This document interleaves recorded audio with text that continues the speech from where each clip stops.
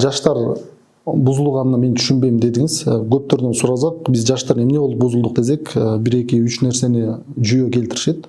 Биринчиден, улууларды сыйлабайсыңар дешет. Экинчиден, адамгерчилигиңер жоголду, ата-энеңерди сыйлабай калдыңар деген бир жүйөлөрдү келтирет. Ушулардын баарын сиз жокко чыгарасызбы? Эмне себептен айтышат ошо? Мен үйдө балдарым сыйлайт мени.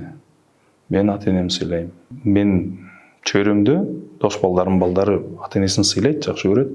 Мурункудай эмес да, бирокчу. Биз баягы эмеде чоңойгонбуз да. Коомчулук ушундай болчу.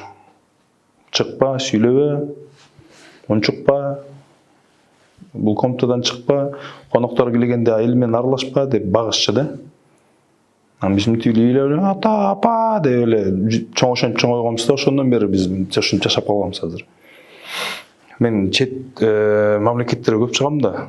Көп чыкканда дагы мен баягы конкурс, фестивалдарга барам. Кыргызстандын атынан. Ошол жакта ар кайсы мамлекеттен өкүлдөр келет да. Ырчылар, бийчилер. Ошолор менен байкасаң, кыргыздар бизди тартынып турабыз да. Аралаша албайбыз да ошолор мененчи. Билет, мен сүйлөсөм туура эмес болуп калат, мен могу жака база ийсем туура эмес болуп калат деп эле тырышып жүрөбүз да.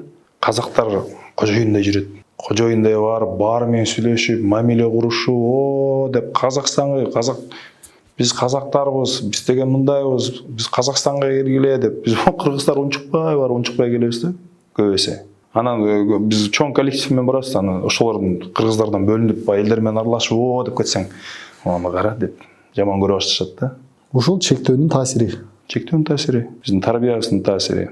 Бул эме деп коет, бир поколение ушинтип чоңойгонбуз да, көп поколениялар. Кичинекей балдарыбыз муну өзгөртүшү мүмкүн.